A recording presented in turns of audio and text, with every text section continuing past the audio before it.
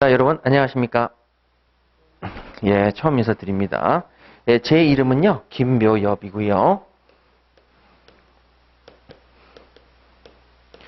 자, 이제 여러분들하고, 계속 평일날, 주말 만나게 될 사람입니다.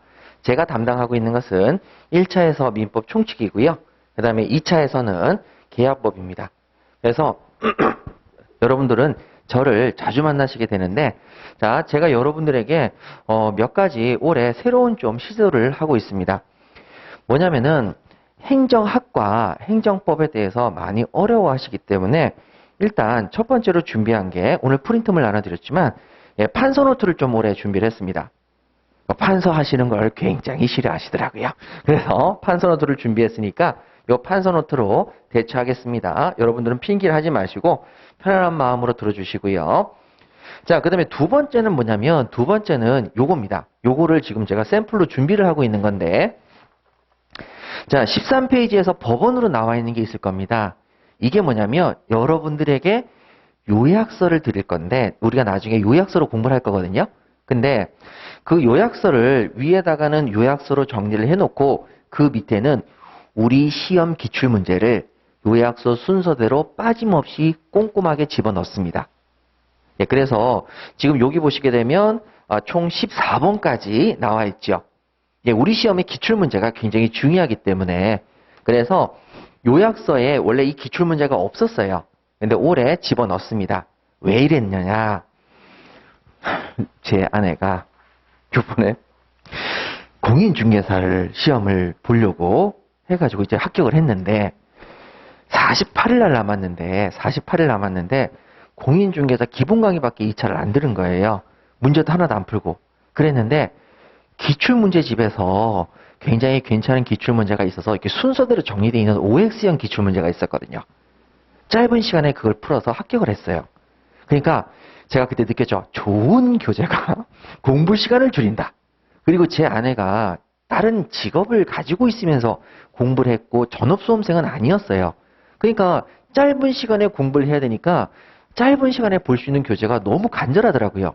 그래서 내가 무조건 자기 합격하고 나면 내가 무조건 행정사 책은 이렇게 OX로 만들겠다라고 얘기를 했죠. 그래서 이렇게 해서 나올 거고 요거는 한 우리 1월 달쯤에 나올 것 같습니다. 지금 이제 작업은 계속 하고 있어요. 그래서 여러분들에게 보여드리려고 오늘 좀 준비를 해왔고요. 그래서 앞으로 요약서는 이렇게 공부를 하시게 될 겁니다. 그러니까 좀 편안하고 직장 다니시면서 시간이 없거나 하실 때에는 순간순간적으로 보시면서 확인할 수 있도록 이렇게 좀 교재를 준비했습니다. 올해 말씀드리고요. 자, 그 다음에 오늘 한 장 요거 법률행위와 유효 무효 요 한 장이 오늘 좀 있으셔야 됩니다. 그래서 요것도 말씀을 드리도록 할게요. 여기. 자, 그러면 여러분 저랑 같이 이제 공부하시기 전에 첫 번째 날이고 첫 번째 시간이고 하니까 너무 걱정하지 마시고 자, 이제 앞으로 어떻게 공부를 해야 되는지에 대해서 말씀을 조금 드릴게요. 항상 공부하실 때 첫 번째 중요하신 건 힘을 빼자입니다. 힘을 줘야 되는 시기는 제가 대놓고 말씀드리지만 요약서하고 객관식 문제를 푸실 때에는 힘을 주셔야 돼요. 그런데 여러분들 절대 지금은 힘을 줘서는 안 됩니다. 편안한 마음으로 들으세요. 그럼 편안한 마음으로 들으면 됩니다. 그렇게 많이 합격을 하셨어요. 그럼 제가 거짓말 치는 것도 아니고 편안한 마음으로 어깨에 힘을 쫙 빼시고 강의를 들으시면서 그 다음에 공부는요. 지금 안 하셔도 돼요. 절대 지금 하실 생각하지 마세요. 절대 공부는 지금 하시는 거 아닙니다. 그래서 그 공부에 대한 부담감을 줄이세요. 자, 그러면 제가 설명을 좀 드릴게요. 자, 공부에 대한 부분을 접근을 할 때 공부를 할 때 어떻게 해야 되냐면 공부를 즐기면서 하는 경우는 없어요. 아무도 없습니다. 진짜 공부로 먹고 살 사람이 아닌 다음에는 공부를 즐거워서 할 수는 없어요. 특히 시험이라면 더더욱 그래요. 그런데 제가 사실 요번에 본의 아니게 제 아내 때문에 공부를 하게 됐어요. 48일밖에 안 남았는데 들어야 될 강의 수가 49강이고 정리가 하나도 안 돼 있어요. 그래가지고 같이 옆에서 막 공부하고 정리해주고 외워 막 이렇게 했거든요. 근데 너무 힘이 들더라고요. 그러니까 짧은 시간 안에 뭐를 다 완성하려면 너무 힘이 드는데 여러분들 2차도 해야 되잖아요. 그러니까 힘을 빼세요. 힘을 빼시고 그냥 민법은 즐기러 온다. 들으러 온다. 이렇게 생각하시면 제가 합격을 시켜드릴게요. 그건 걱정하지 않으셔도 돼요. 그러니까 행정학과 행정법은 모릅니다. 대신에 민법은 제가 책임집니다. 걱정하지 않으셔도 됩니다. 아셨어요? 그러니까 여러분들에게 선생님이라고 문제집을 풀었는데 그거 하니까 8, 90점은 그냥 나오던데 그냥 나와요. 그러니까 걱정하실 필요가 전혀 없습니다. 자, 다만 여러분들이 저랑 같이 할 때 제가 조금 말씀을 드리고 싶은 건 뭐냐면, 자, 저는 1차 객관식만 하는 건 아닙니다. 여러분들하고 2차 주관식도 같이 합니다. 근데 주관식은 제가 이렇게 말씀드릴게요. 이것을 음식을 씹어서 여러분 입에까지 다 넣어드릴 겁니다. 그렇게까지 제가 할 거예요. 그리고 그렇게까지 지금까지 해왔어요. 그래서 주관식 민법을 가지고 스트레스 받는 분은 거의 없으셨습니다. 자, 근데 여기 부분의 주관식에서 걱정을 많이 하시는데 걱정을 제발 하지 마시고 하지도 않았는데 걱정하지 마시고 그냥 수업만 들으러 오세요. 제가 원하는 건 하나입니다. 수업만 듣자. 수업만 듣다 보면은요, 혼자서 두 문자를 얘기를 하고요. 여러분들 따라 하고요. 두 문자 쓰게 되고요. 다 그렇게 돼요. 다만 제가 주관식을 할 때에는 이것만 요청을 드려요. 여러분, 주관식 할 때에는 제가 지금부터 답안지 작성 연습을 해야 됩니다. 라고 하면 그때부터 같이 연습을 좀 해주세요. 그러니까 하라는 대로 해주시면 하면 됩니다. 근데 하라는 대로 하기가 쉽지 않죠. 하기 싫어요. 제 아내도 회사를 일을 하다 보니까 한 일주일 정도는 아예 책을 못 볼 경우도 생겼어요. 너무 힘드시잖아요. 그러니까 제가 그런 모습들을 강사라면서 잘 몰랐는데 진짜 속은 타고 시간은 없고 이런 경우들이 되게 많아요. 그래서 제가 책임지고 여러분들 합격을 시킬 수 있도록 다 준비를 하니까요. 걱정하지 마시고 다만 수업만 잘 따라오세요. 자, 따라오시고 제가 수업 중에 여러분 따라하라고 꼭 얘기할 때가 있어요. 자, 따라하세요 하면서 따라할 때 그때 쌩 까시는 분이 계세요. 안 됩니다. 이건 따라해 주셔야 돼요. 그러면 여러분들 전혀 부담감 없이 갈 수 있어요. 자, 그러면 여러분 제가 2차 주관식도 하니까 1차 객관식을 할 때 강의 내용이 객관식에서 끝나진 않고 2차 주관식까지 연결되는 부분을 말씀을 드릴 거예요. 이렇게 연결시켜서 설명을 드려요. 그리고 이게 나중에 답안지 작성할 때 자, 주관식 답안지에 굉장히 가산점이 됩니다라고 말씀을 드릴 거예요. 그러면 또 가가지고 이게 답안지 나온대. 여러분 책에 다 있어요. 제가 다 넣어놨어요. 그냥 듣기만 하시면 된다고요. 그래서 그때 배우고 있던 게 이런 건가 보다 라고 생각하시면 됩니다. 자, 그럼 1차 객관식을 공부하실 때 어떻게 공부를 하게 되냐면 자, 여러분 11월 달에 공부를 시작해서 12월 달에 기본 강의가 한번 끝나죠. 그리고 1월부터 시작해서 2월 달까지 또 기본 강의가 한번 끝나고 그 다음에 객관식을 하시게 됩니다. 3월부터 객관식을 하시게 되죠. 3월부터 한 5월까지인가? 객관식 정도 될 거예요. 자, 그러면 지금부터 힘줘야 되는 시기를 제가 말씀드립니다. 쓸데없이 딴 데 힘주지 마세요. 초반에 힘주는 사람들은 진짜 무조건 다 떨어져요. 이건 제가 진짜 말씀드리는 거예요. 힘을 빼세요. 릴렉스. 공부는 긴장을 해서는 절대 안 됩니다. 여러분 제가 강의 들어와서 여러분들에게 뻣뻣하게 서서 여러분 오늘 강의를 하겠습니다 하면 여러분들도 굉장히 힘들잖아요. 그러니까 공부할 때 힘주지 마시고 여러분들은 저랑 같이 여기 포커스를 맞추시면 돼요. 이때에는 힘을 주세요. 근데 이때는 힘을 줘도 되는 이유가 앞에서 워밍업이 몇 번 돼 있기 때문에 여기선 큰 어려움이 없어요. 근데 처음서부터 힘을 주잖아요. 탈진해요. 이 뒤는 어떻게 갈 거냔 말이에요. 못 간다니까요. 그러니까 힘을 주지 마시고 편안한 마음으로 수업을 듣자. 자, 그러면 모르면 어떡하냐? 자, 모르면 걱정하지 마라. 여기서 강의를 들었으니 여기서 또 듣겠죠. 똑같은 내용을 또 하죠. 그런데 여기는 기출문제도 풀 거예요. 근데 기출문제를 다 풀 수는 없어요. 시간이 좀 부족하니까. 그래서 핵심 기출문제를 풀거나 제가 좀 생각을 하고 있는 게 핵심 기출문제도 수업 중에 풀 수 없을 수도 있을 것 같아요. 그래서 많이 못 풀어드렸는데 제가 올해부터 유튜브를 하고 있거든요. 유튜브에서 해드릴 거예요. 우리 요약서를 가지고 화면으로 띄워서 그러면 여러분 수업 듣고 가세요. 가시면서 유튜브 틀어놓고 가시면 됩니다. 배수 제한이 없습니다. 네, 그렇게 지금 하고 있거든요. 그러니까 다 내려놓으세요. 걱정하지 마시고. 그래서 여러분들 여기서는 힘을 주실 필요가 없어요. 저랑 같이 힘줘야 될 시간은 이때입니다. 그러면 여기서 스트레스 받는다? 멍청한 거죠. 여기서 스트레스 받는다? 멍청한 거죠. 여기서는 2번 정도 했기 때문에 스트레스를 거의 받지 않아요. 예, 그러니까 하시면 됩니다. 그리고 자, 여러분들 공부하실 때 제일 중요한 게 뭐냐면 모른다는 것에 대해서 부끄러워하십니다. 아니 내가 이 나이가 될 때까지 못 알아듣겠어. 부끄러워하십니다. 여러분 부끄러워하실 일이 하나도 없습니다. 저도 다른 과목 들어가면 하나도 못 알아듣습니다.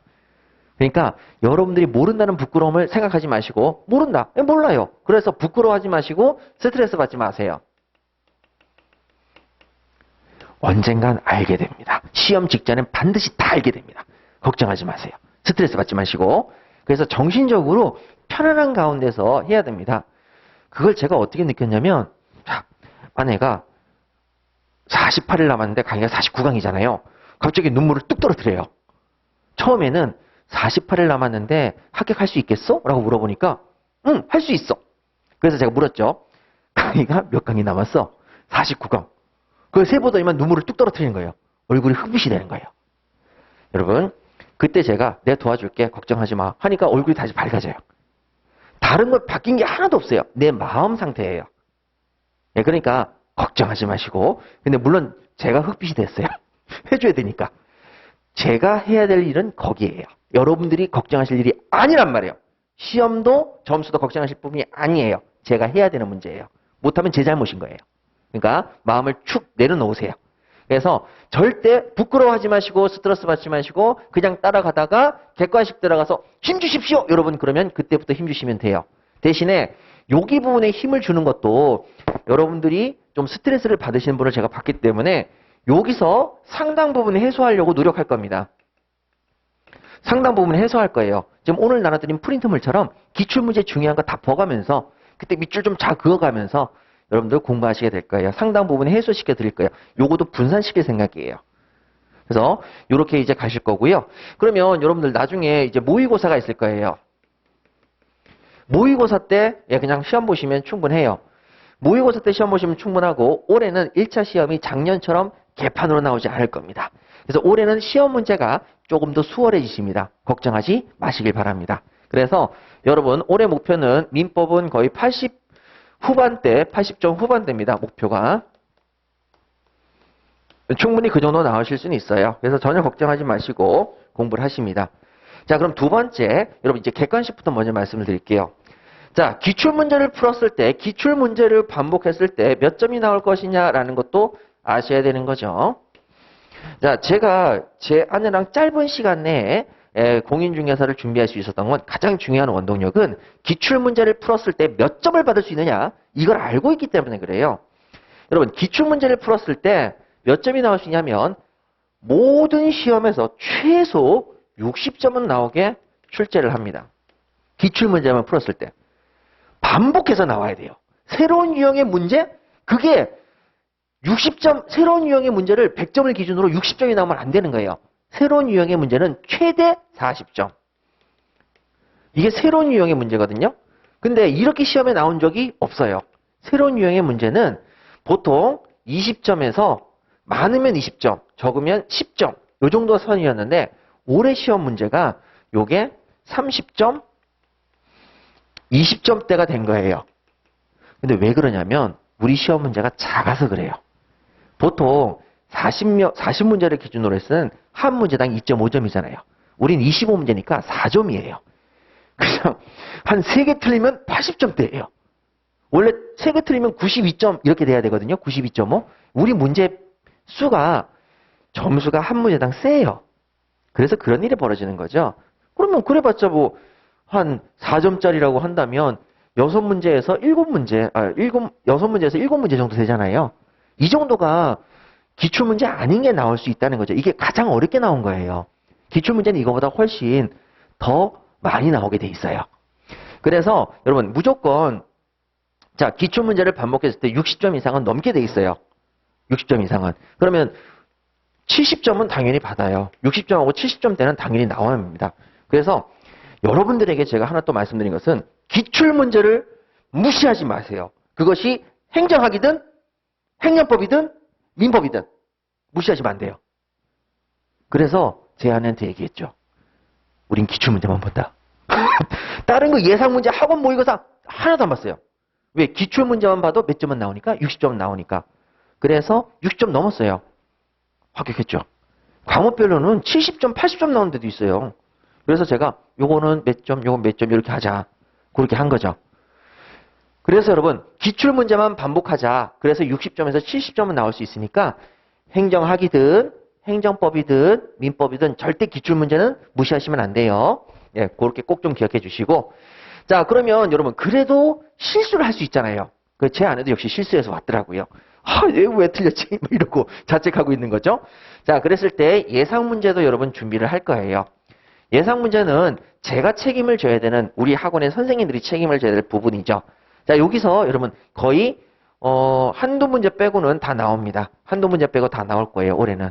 예, 그러니까 걱정하지 마시고 저랑 같이 문제만 열심히 하시면 됩니다. 그래서 여기서 자, 기출 문제를 좀 분할해서 반복한다고 그랬죠? 그러니까 여기 부분 할 때 기출 문제도 볼 거고, 여기선 당연히 기출 문제 더 꼼꼼히 볼 거고, 예상 문제까지 볼 거예요. 여기서 기출 문제 다 볼 수는 없어요, 시간상. 예, 그렇게 말씀을 드릴게요. 중요한 부분을 위주로 해서 기출 문제를 여러 번 볼 수 있도록 준비하도록 하겠습니다. 자, 이렇게 하시면 객관식 시험은 큰 문제가 없어요. 자, 다만 여러분들이 직장을 다니시든 전업수험생이든 전혀 상관없이 정말 시간이 부족하거나 못할 경우가 생겨요. 그렇더라도 좌절하지 마시고 다시 계획을 짜시면 돼요. 제 아내도 한 일주일 정도 공부를 못했다고 그랬잖아요. 그래서 다시 계획을 짠 거예요. 어떻게 계획을 짰냐? 그거는 뭐 말씀드릴 수가 없죠. 부끄러워서. 참고로 세법을 다 하나도 안 봤어요. 세법은 다 찍자. 그래가지고 16문제 찍자. 뭐 이런 식으로 이제 극단적인 계획을 세웠죠. 시간이 너무 부족해서. 자, 그래도 여러분 항상 좌절하지 마시고 그때그때마다 할 수 있는 최선의 노력을 다하시면 되겠습니다. 그리고 심적으로 불안하시면 저한테 오셔서 쉬는 시간에 상담하시면 돼요. 심적으로 불안하신 분들이 거의 대부분이 여자분들이시더라고요. 남자분들은 안 오세요. 네, 어쨌든 와서 얘기하시면 다 제가 알려드리도록 하겠습니다. 자, 그러면 이제 주관식을 말씀드리도록 할게요. 자, 주관식은 객관식을 할 때 여러분들하고 주관식에서 쓸 내용들을 말씀을 드릴 겁니다. 자, 요거는 올해 교재가 대부분 바뀌어야 돼요. 교재가 전면적으로 교체가 되고요. 그리고 수업 내용도 좀 바뀔 겁니다. 수업 내용도 예, 바뀌죠. 수업 방식이라고 할게요. 자, 수업 방식도 좀 더 바뀌어요. 여러분들에게 최적의 점수를 딸 수 있도록 여러분 수업 방식을 원래 과외용이 있는데 과외용으로 올해 바꿀 생각입니다. 그것도 걱정하지 않으셔도 돼요. 자, 그래서 여기 부분에서는 자, 제가 하나만 말씀드리자면 자, 지금까지 논점을 제시했는데 논점을 주어졌는데 논점을 찾으라로 바뀌었어요. 논점 추출형입니다. 근데 이거는 우리가 연습을 안 한 게 아니라 한 거예요. 했는데 이제는 거의 모든 문제가 논점 추출형으로 나왔기 때문에 그거 연습하시면 돼요. 추가로. 자, 그리고 점수 배점이 좀 더 디테일하기 때문에 저랑 같이 이것저것을 조금만 더 보시면 됩니다. 그래서 이거는 큰 문제가 없어요. 자, 그 대신에 여러분 제가 요 모든 것들을 해야 되는데 2차는 제가 알기로 12월 달부터 수업이 준비가 되어 있는 걸로 알고 있거든요. 근데 그때 편안하게 들으시면 되는데 자, 문제는 지금 이걸 다 보시는 순간에 뭐가 오시죠? 나의 체력. 짧은 시간 안에 공부를 하는 것도 체력적으로 소비가 큰데 꾸준히 하실 때에도 체력적인 소비가 크죠. 그래서 제가 말씀드린 거 처음에 민법 공부할 때 힘 빼지 마시라고. 체력적인 안배를 잘 하셔야 돼요. 체력적인 안배. 그래서 자, 체력적인 안배를 할 때 체력적인 안배를 여러분들이 잘 하셔야 되고 그 다음에 이제 공부를 하실 때 너무 힘이 드시면은 조금 휴식 시간도 가지시는 게 좋아요. 그러니까 너무 공부만 하지 말자. 하루 정도 빼먹어도 되느냐? 됩니다. 빼먹어도 됩니다. 왜? 요때 못하면 요때 하면 되잖아요. 그죠? 요때 10강의 중에서 내가 8강의를 들었는데 2강의 못 들었다. 그럼 요때 2강의를 꼭 들으시려고 생각하시면 되죠. 그거 빠진 거 여기 와서 또 빠지면 안 돼요. 예, 그래서 여기 잘 선택하시면 돼요. 자, 그래서 11월 달 강의부터 시작하는 건 여러분들에게 힘을 빼서 미친 듯이 자신의 모든 걸 쏘아 부으라는 게 아닙니다.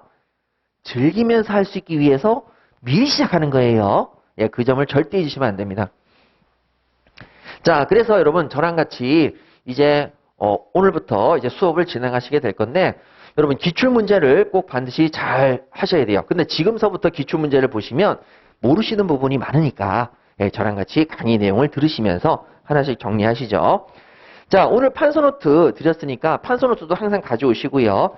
요 판서노트가 우리 10회 강의 동안에 쓸 내용입니다. 그러니까 이걸로 끝나는 거죠. 자, 그러면 여러분 우리 교재를 한번 보도록 하겠습니다. 자, 우리 교재 9페이지 한번 보시죠. 참고로 저는 교재를 다 보지 않는 걸로 유명합니다. 그러니까 제가 막 뛰어넘더라도 여러분들은 다 보시려고 생각하시면 안 돼요. 여러분 제가 부탁드리고 싶은 게 있어요. 자, 강의를 들으시는 분도 꼭 제가 말씀드리는 거 잘 들으세요. 하지 말라고 해도 꼭 이런 분들이 생겨서 제가 다시 한번 말씀드리기 시작합니다. 교재를 다 보는 건 멍청한 짓이에요. 다 볼 필요가 없어요. 그런데 꼭 그런 분이 계세요. 첫 페이지부터 읽으시면서 제가 보지 말라고 했는데 보시면서 궁금합니다. 라고 게시판에 글을 올리시는 분이 계세요. 답 안 해드릴 거예요. 계속 혼자 궁금해하세요. 읽지 마세요. 여러분들이 지금 보시는 이거는 기본서라고 얘기는 하지만 사실은 기본서가 아닙니다. 교수님들의 기본서가 있는데 그 기본서는 민법 총칙만 1000페이지가 넘습니다. 거기서 시험에 나올 수 있는 것만 추려낸 거거든요. 그러니까 이것도 기본서가 아니에요. 근데 이걸 다 읽고 있는다고요? 왜요? 그러지 마세요. 그래서 읽지 말라는 부분은 제가 X를 쳐드릴 테니까 절대 읽지 마시길 바랍니다. 그렇게 부탁드릴게요. 자, 9페이지 먼저 피시면 되겠습니다. 보지 마세요. 자, 지우시고. 자, 9페이지 지우세요. 자, 10페이지 지우시고. 자, 11페이지도 지우시고. 자, 12페이지도 지우십니다. 싹 다 지우세요. 자, 13페이지죠. 자, 여러분 13페이지 오셨는데 여기는 좀 봐야 돼요. 먼저 조문 읽는 법이 있죠. 자, 그럼 제가 설명을 드릴게요. 여러분 제가 여기 오기 전에 기본 강의하기 전에 인문 강의를 했어요. 인문 강의를 했는데 자, 학원에서 인문 강의는 돈을 안 받고 아마 열어줄걸요? 그래서 안 들으신 분들은 꼭 들으세요. 이게 별거 아닌 것 같아도 그렇지 않아요. 이게 진짜 엄청 중요한 강의거든요. 그러니까 오늘은 인문 강의 했던 내용들은 기본 강의 할 때 잘 안 해드릴 거예요. 거기서 조문 읽는 법도 했거든요. 그러니까 오늘 여러분들 집에 가셔서 자, 토요일하고 일요일 있을 때 어차피 2차가 없을 때 인문 강의는 꼭 들으셔서 머릿속에 희한하네 이렇게 한 번만 정리해 주시기 바랍니다. 그래서 인문 강의 때 내용은 설명을 중복해서 될 수 있으면 드리지 않을게요. 자, 그러면 13페이지 가시죠. 자, 로마자 2번에 선이 악입니다. 자, 요거는 시험에 나오는 내용이기 때문에 개념을 잡으셔야 됩니다. 자, 먼저 왼쪽에 선의가 있죠? 자, 선의. 자, 그 다음에 그 밑에 악의가 있죠? 악의. 자, 이렇게 있는데, 풀어서 얘기하자면, 선한 뜻, 여기는 악한 뜻, 이렇게 한문으로 써 있습니다. 그게 아닙니다. 우리는 읽으실 때 달리 읽으셔야 됩니다. 자, 양가로 기억해 보시면은 밑줄 그으세요. 선이 밑줄 그으시고, 우측에 알지 못하는 것 밑줄 그으십니다. 그 다음에 악이 밑줄 그으시고 알고 있는 것 밑줄 그으십니다. 자, 그럼 선의는 뭐냐? 모른다라는 뜻으로 씁니다. 악의는 안다라는 뜻으로 쓰는 거죠. 그래서 이 개념은 법화에서만 따로 쓰는 개념이기 때문에 여러분들께서 꼭 그렇게 써주시면 됩니다. 자, 여러분들 혹시 민법을 오늘 처음 오신 분이 계십니까? 예. 행정법 때 보신 분들이 계시겠죠? 행정법하고 행정학 때. 자, 그럼 첫날은 선이었어요. 저런 사람도 있구나. 몰랐네. 하고 선이었는데, 자, 행정법 끝나고 행정학 끝나고 민법인데 오늘 또 왔네? 여러분, 자, 그러면 오늘서부터는 선이에요? 악이에요? 악이죠. 예, 알게 되신 거죠. 자, 그래서 그 정도 개념 확인해 주시면 되겠고, 자, 뒤를 넘기실게요. 자, 14페이지 고의하고 과실입니다. 자, 판서노트 한번 보시죠. 판서노트. 자, 판서노트 피시고요. 쓰지는 마세요, 여러분. 그냥 거기다 체크만 하시면 되죠. 자, 14페이지하고 판서노트 보시면서 가시죠. 자, 먼저 우리가 고의라고 하는 단어를 한마디로 응축해서 말씀을 드려야 됩니다. 고의. 사람을 고의로 죽였어. 이렇게 얘기할 수 있죠. 바로 고의는 안다는 겁니까? 안다는 게 아니죠. 고의는 뭐라고 얘기해야 되냐면, 자, 14페이지 1번. 고의에 밑줄 그으세요. 첫 번째 줄에 의도적.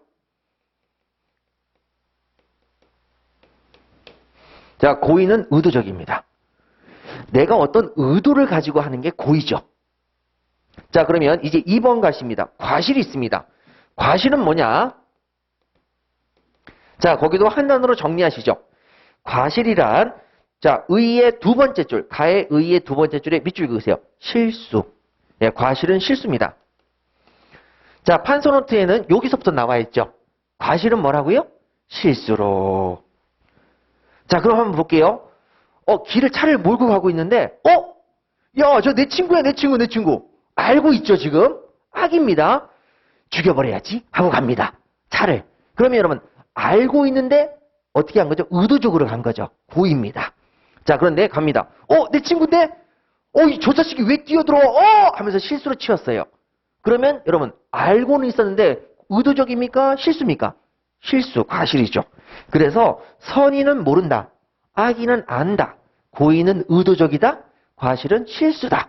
이렇게 정리하시면 됩니다. 자, 그러면 과실을 이제 법률적인 용어로 말씀을 드려야 되겠죠? 자, 뭐라고 얘기하냐면 판서노트를 보세요. 주의, 의무, 위반입니다. 실수는 야, 평소에 너 주의를 해야 될 의무가 있어. 운전을 해? 사람을 치지 않을 주의를 해야 될 의무가 있어. 그런데 위반했네.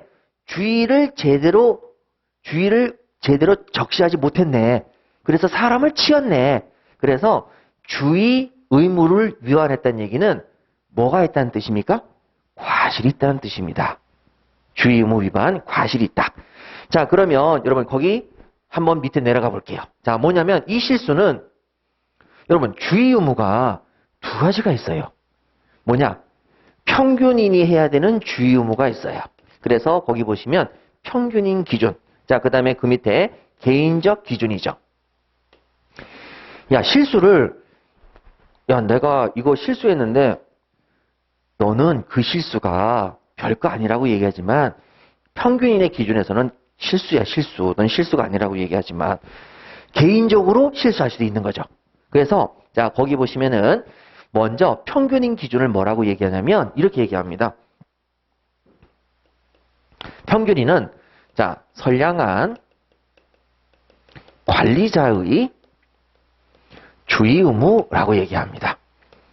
자, 그래서 거기 보시면 선량한 관리자의 주의 의무 위반하면 평균인에 갖춰야 될 과실을 하게 되는 거죠.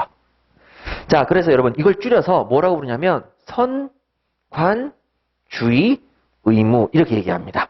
자, 그래서 동그라미 쳐놨죠? 선관주의 의무.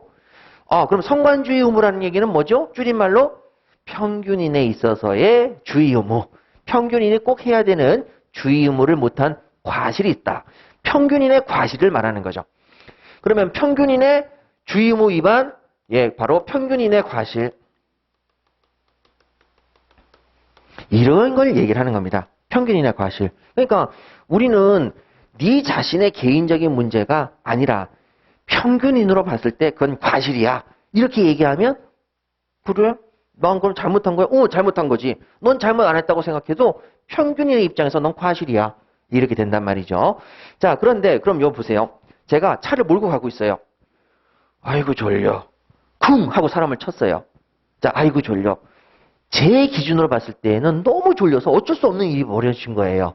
근데 평균인의 입장에서는 운전하다가 졸면 돼야 안 돼요. 과실이 되는 거죠.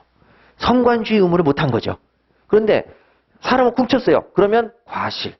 그런데 그것이 어린이 보호구역이면 그 과실, 실수가 커요, 안 커요? 크지요. 자, 그래서 여러분 거기 우측에 보시면 평균인의 기준으로 작은 실수라고 할 때에는 가벼울 경자를 써서 경과실이라고 불러요. 작다가 아니라 가벼울 경자를 쓰는 거예요. 그리고 큰 실수다 그러면은 이때는 무거울 중자를 써서 중과실이라고 얘기해요. 실수가 크다는 얘기죠. 예, 되셨죠? 그래서 작은 과실, 경과실, 큰 과실, 중과실 이렇게 기억하시면 되겠습니다. 자, 개인적 기준을 보세요. 자기 재산과 동일한 주의 의무, 자기 재산과 동일한 주의 의무 그냥 가볍게 보시면 되겠습니다. 자, 이렇게 하시면은 우리 14페이지 다 끝나셨어요. 자, 됐죠? 예, 그래서 여기는 용어만 정리하시면 되니까 굳이 읽으실 필요가 없습니다. 책 읽지 마세요. 고의는 의도적이고 과실은 실수다. 그런데 그 과실은 평균인의 기준으로서 선량한 관리자의 주의의무 위반이 있다. 예, 그것은 평균인의 기준으로서의 실수다. 그 실수는 작은 실수, 경과실, 큰 실수, 중과실이 있구나. 이렇게 보시면 되죠. 자, 15페이지 가십니다. 자, 15페이지 양자의 연습입니다. 별표를 3개 치세요. 요거는 꼭 기억하셔야 됩니다. 자, 그럼 양자의 연습이니까 연습 한번 해보도록 하죠. 자, 나중에 저랑 같이 공부하시게 될 건데 이거는 제가 인문특강에서도 얘기를 했어요. 하지만 또 얘기를 해야 돼요. 그만큼 중요한 거라서. 자, 한번 보시죠. 먼저 거기 보시면은 알았거나 알 수 있었을 경우에는 자, 거기에 무효로 한다 이렇게 되어 있습니다. 자, 여러분 무효인지 유효인지는 나중에 어떤 뜻인지 알려드릴게요. 자, 무효라는 뜻은 지금 잠깐 말씀드리면 이거의 줄임말입니다. 효력이 없다. 그러니까 이게 한문이 많이 들어가서 한문의 뜻을 알면 사실은 좀 편해요. 없을 무, 효력효. 효력이 없다. 자, 우리가 효력이 없다라는 뜻을 줄여서 뭐라고 부른다고요? 무효. 자, 그러면 이 결혼 무효야. 이 결혼은 효력이 있다, 없다? 없다. 이렇게 얘기하는 거죠. 효력이 없다. 그럼 이 계약은 무효야. 계약의 효력이 없다는 뜻입니다. 그럼 반대말로 효력이 있다라고 하면은 효력이 반대말이 효력이 있다 아닙니까? 효력이 있다. 그러면 있을 유자를 쓰는 거죠. 그래서 한문으로 유를 써서 유효라고 합니다. 이 결혼은 유효야. 효력이 있다. 네, 이렇게 되는 거죠. 자, 그래서 여러분 유효하고 무효는 언제 써야 되는지 그것도 제가 말씀드리도록 할게요. 일단 무효는 효력이 없다. 유효는 효력이 있다. 이렇게 정리하시고 자, 그럼 이제 여기 하나씩 단어를 풀어보도록 하겠습니다. 자, 거기 나와 있는 내용을 한번 보세요. 자, 알았다. 여러분 우리 아까 전에 알았다 뭐라고 쓴다고 그랬죠? 악의라고 됐죠? 그러면 여기 부분이 악의입니다. 자, 그 다음에 두 번째 요 나입니다. 나는 또는 이란 뜻이죠. 또는 자, 또는이고 그 다음에 알 수 있었을 경우 자, 알 수 있었을 경우를 잘 보셔야 되는데 운전하다가 사람을 치였어요. 피할 수 있었는데 피할 수 있었을 경우인데 못 피했다는 얘기죠. 그러면 운전하다가 피할 수 있었는데 못 피했다. 뭐가 있는 거죠? 실수죠. 실수죠. 피할 수 있었는데 못 피했어. 알 수 있었는데 몰랐어. 한심한 놈. 실수죠. 그래서 이것을 과실이라고 부르죠. 과실. 자, 그래서 거기 양가로 기억 보시면 악의 또는 과실은 자, 뭐가 된다? 무효로 한다. 이렇게 되어 있죠. 악의 또는 과실은 무효다. 그러면 여러분 여기서 또는의 개념을 보십시다. 또는은 둘 다 갖춰야 됩니까? 하나만 갖추면 됩니까? 하나만 갖추면 되는 거예요. 악의를 갖추든 과실, 실수를 갖추든 둘 중에 하나만 갖춰도 뭐가 되겠습니까? 무효지요. 자, 그래서 양가로 니은 가시죠. 자, 양가로 니은 가시니까 그러면 자, 양가로 니은이죠. 악이에요. 그런데 그리고 과실이에요. 자, 악의도 가지고 과실도 가졌어요. 둘 중에 하나만 갖춰도 무효인데 둘 다 갖췄죠. 그럼 당연히 뭐가 되겠습니까? 무효예요. 자, 양가로 디귿 갈게요. 양가로 악이 갖췄어요. 그리고 무과실이에요. 무과실은 실수가 없다는 뜻이죠. 과실이 없다. 그러면 둘 중에 하나를 갖췄어요, 안 갖췄어요? 갖췄죠. 그러면 당연히 뭐가 되겠어요? 무효죠. 자, 양가로 리을입니다. 양가로 리을 가시면 악의가 아니라 선이에요. 그리고 과실이에요. 야, 여기도 선의까지는 좋았는데 몰랐던 것까지는 좋았는데 과실을 갖췄으니까 둘 중에 하나를 또 갖춰서 무효가 됩니다. 그러면 이제 남아있는 게 뭐가 남았느냐? 바로 양가로 미음이죠. 선의 그리고 무과실. 자, 악의도 없습니다. 과실도 없습니다. 그럼 무효가 돼야 안 돼요? 안 되는 거죠. 그럼 뭐가 되겠어요? 유효죠. 그러면 여러분들 지우세요. 이건 필요 없어요. 도출되는 과정을 보여드린 것 뿐이에요. 과정을 보여드린 것 뿐이에요. 자, 그러면, 자, 알았거나 알 수 있었을 경우 무효로 한다라는 내용이 나오면 시험 문제에서 첫 번째, 요렇게 나올 수가 있어요. 두 번째, 악이 또는 과실일 때 무효로 한다? 이렇게 할 수도 있어요. 그리고 세 번째, 반대로 낼 수 있어요. 어느 경우 유효가 되니? 그러면 악이가 아니라 선이. 그리고 무과실일 때 유효가 된다. 이렇게 시험에 나올 수가 있어요. 세 가지가 시험에 나올 수 있는 거죠. 자, 그럼 보세요. 악이의 반대말이 뭐죠? 선이. 또는의 반대말이 뭐죠? 그리고. 과실의 반대말이 뭐죠? 무과실. 무효의 반대말이 뭐죠? 유효입니다. 그래서 이건 어떻게 도출될 수 있냐면 결론적으로 이거죠. 자, 알았거나 알 수 있었을 경우 무효입니다. 그러면 악이 또는 과실일 때 무효다. 이렇게 읽으시고 선이 반대말 쓰시고 또는 반대말 그리고 쓰시고 과실의 반대말 무과실 쓰시면 무효의 반대말 뭐가 나오겠습니까? 유효가 나오는 거죠. 예, 요렇게 세 가지가 모두 시험에 출제가 될 수 있으니 요거는 어떤 경우라도 자유자재로 쓰실 수 있어야 되겠습니다. 자, 그러면 거기 밑에 자 2번 보시죠. 자, 알았거나 중과실이 보이실 겁니다. 자, 알았거나 중과실 있는 경우에 무효로 한다. 그러면 양가로 기억처럼 나오겠죠. 알았거나니까 악이, 나니까 또는, 중대한 과실을 줄여서 중과실이라고 부르고 악이 또는 중과실인 경우는 무효다. 자, 그러면 이제 마지막으로 양가로 미음으로 내려가시면 되겠죠. 악이의 반대말 뭐다? 선이. 또는의 반대말 뭐다? 그리고. 중과실의 반대말 중과실 없다. 무중과실. 그리고 유효. 이렇게 쓰시면 되겠습니다. 자, 이렇게 자유자재로 정리하실 수 있어야 되겠죠. 자, 이렇게 하시는 겁니다. 여러분, 그래서 절대 읽지 말라는 부분은 읽지 마시고 저랑 같이 공부하신 분만 공부를 하시는데 혹시나 하는 마음에 하나만 더 말씀드리고 가겠습니다. 하나는 뭐냐면 자, 여기서 복습을 하실 때 많은 분들이 오해를 하세요. 자, 복습에 대해서 알려드릴게요.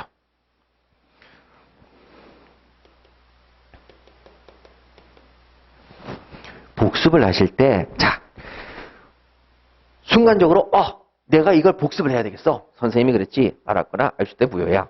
그리고 악이 또는 과실 때 무효지. 그리고 하나씩 쓰십니다. 악이 그리고 과실. 선이 그리고 과실. 악이 그리고 무과실. 선이 그리고 무과실. 이렇게 쭉 가서 이렇게 결론이 나오는 거지. 이렇게 공부하시는 분이 계십니다. 안 됩니다. 그렇게 공부하시는 건 멍청입니다. 절대 하시면 안 돼요. 왜? 여러분, 복습을 하실 때 사실은 과목마다 복습의 방법이 두 가지가 있습니다. 뭐냐면은 복습을 하실 때 과정을 중시해야 되는 복습 방법이 있습니다. 그리고 과정을 중시하지 말고 결과를 중시해야 되는 방법이 있습니다. 과정을 중시하는 방법은 결과를 중시하지 않습니다. 여러분, 수학을 생각해 보세요. 수학은 과정이 중요합니까? 결과가 중요합니까? 수학 공식을 모르면 결과가 안 나오지요. 그런데 들어오는 인풋, 즉 숫자가 시험마다 계속 바뀝니까? 안 바뀝니까? 바뀌지요. 그럼 숫자가 바뀌면 결과가 똑같아요? 달라요? 다릅니다. 예를 들어서 1 플러스 1은 2다. 그러면 2 플러스 1은 3이다. 결과가 여러분 같아요? 달라요? 다르죠. 다만 과정인 더하기의 개념이 중요한 것이죠. 이것은 결과가 전혀 중요하지 않기 때문에 이런 경우에는 과정을 중시해서 과정의 풀이 방법을 아셔야 됩니다. 어떤 시험 제도냐면 경제학, 회계학 이런 부분들은 여기 들어가요. 근데 이미 결과가 나와 있습니까? 안 나와 있습니까? 나와 있어서 어떠한 것이 들어오느냐? 들어올 게 하나밖에 없어요. 나올 것도 하나밖에 없고요. 자, 여러분 이거는 들어올 게 여러 개입니까? 아닌 거죠. 하나만 들어옵니다. 결과는 이미 정해져 있습니까? 안 정해져 있습니까? 정해져 있죠. 그러면 과정이 중요합니까? 하나도 안 중요하죠. 뭐만 중요하면 되겠습니까? 결과입니다. 복습을 할 때 어떻게 공부하시면 되느냐? 이것만 공부하시면 되는 거예요. 제가 써들었던 과정을 여러분들 쓰실 필요가 없는 거예요. 생각하실 필요도 없어요. 아니 그냥 이렇게 되더라고. 이렇게 하시면 됩니다. 그래서 그런데 제가 여러분들에게 밑도 끝도 없이 과정 설명을 안 하고 외워. 이렇게 하면 외우라는 것밖에 안 됩니다. 그래서 과정을 설명을 드리는데 그 과정을 복습하시면 절대 안 돼요. 이것만 복습하시면 됩니다. 알았거나 알 수 있을 때 무효다. 그러면 악이 또는 과실 때 무효다. 선이 그리고 무과실 때 유효다. 이것만 복습하시면 끝나는 거죠. 절대 과정을 풀어서 하실 필요가 없어요. 자, 그 다음에 고의는 결론적으로 뭐다? 의도적이다. 과실은 뭐다? 실수다. 성관주의 의무라고도 불린다. 가벼운 과실 뭐라고 부른다? 경과실. 무거운 과실 뭐라고 부른다? 중과실. 끝. 이게 복습입니다. 법은 결과만 중시 생각하시면 돼요. 이미 판례도 나와 있고 이미 결과도 다 나와 있습니다. 경우의 수에 따라 달라진다는 건 없습니다. 그러니까 과정을 절대 공부하지 마세요. 그럼 선생님 과정을 왜 설명하십니까? 이게죠. 어떤 공인 중에서 선생님께서 결과만을 계속 가르쳐 줍니다. 그러면 결론적으로 뭐예요? 외우세요. 이거밖에 안 되는 거죠. 이해를 통해서 암기를 줄이려고 이해를 해드릴 뿐이지 이해를 가서 공부를 하고 복습하시면 절대 안 됩니다. 아셨죠? 그래서 여러분 여기 부분을 공부하실 때에는 요거 이상 공부하시면 절대 안 되지요. 예, 되셨습니다. 자, 그러면 여러분 우리 16페이지 잠깐 보세요. 자, 민법의 법원입니다. 자, 16페이지 민법의 법원인데 자, 요것도 제가 공부하는 방법을 알려드리려고요. 자, 먼저 한문을 아시면 좋다고 그랬죠? 법원인데 한문으로 이렇게 써 있을 겁니다. 법법자에다가 요게 근원 원자입니다. 여러분, 제가 처음 쓰는 한문이자 마지막으로 쓰는 한문이 될 겁니다. 요것만 아시면 돼요. 법의 근원이란 뜻입니다. 그래서 여기를 어느 때 쓰냐면 자, 우리 물이 나오는 곳이 수원지죠. 그때 원자가 이 원자입니다. 그러면 법원은 뭐냐면 법을 만든 이유, 법을 만든 근거, 법을 만든 첫 번째 이유 이런 뜻입니다. 법을 왜 만들었겠습니까? 간단하죠. 서로 간에 분쟁이 생겼을 때 해결하기 위해서 만들었습니다. 자, 그러면 여러분 제가 이렇게 설명을 잔뜩 했는데 자, 거기 1번의 의의를 보세요. 법원 밑줄 그으시고요. 우측에 법관이 재판을 함에 있어서 적용해야 될 기준 밑줄 그으시면 끝납니다. 시험에 안 나옵니다. 제가 시험에 안 나오는 건 안 나온다고 말씀드릴 거예요. 자, 법원은 법관이 재판을 함에 있어서 적용해야 될 기준입니다. 자, 그러면 여러분 법을 만든 기준은 뭐냐? 바로 분쟁 해결이죠. 이거 공부하실 필요 없습니다. 듣고 그냥 아 그렇구나 하고 넘어가시면 됩니다. 분쟁 해결을 누가 합니까? 힘센 놈? 아니죠. 법관이 합니다. 서로 간에 분쟁이 생겼으면 가장 공정하고 가장 객관적인 누가 해결하죠? 법관 앞에 서서 자신이 하고 싶은 얘기를 하는 거죠. 그래서 분쟁 해결을 누가 하는 겁니까? 법관이 합니다. 그럼 법관이 분쟁을 해결되는데 밑도 끝도 없이 팔 잘라, 쟤는 눈 뽑고 뭐 이렇게 할 수는 없잖아요. 분쟁 해결의 기준입니다. 그럼 어떻게 해결할 것이냐? 여러분 이 개념을 가지고 조문을 읽으세요. 이건 공부하지 마시고 이 개념을 가지고 조문을 읽어보겠습니다. 자, 제1조입니다.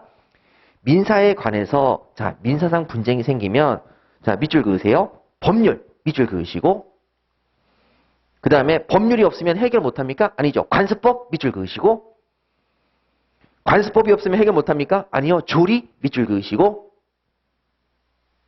끝났습니다. 그러면 여러분 법원은 뭐냐? 법관이 분쟁을 해결하는 기준입니다. 먼저 뭘로 가지고 해결해라? 법률이 있는지를 보고 해결해라. 법률이 없으면 뭘로 해결해라? 해결 못하는 게 아니라 관습법으로 해결해라. 관습법이 없으면 해결 못하는 게 아니라 뭘로 해결해라? 조리로 해결해라. 그런데 가서 이걸 공부하시면 안 돼요. 제1조만 읽으시면 끝나는 거죠. 법률, 관습법, 조리 이렇게 읽으시면 끝나는 겁니다.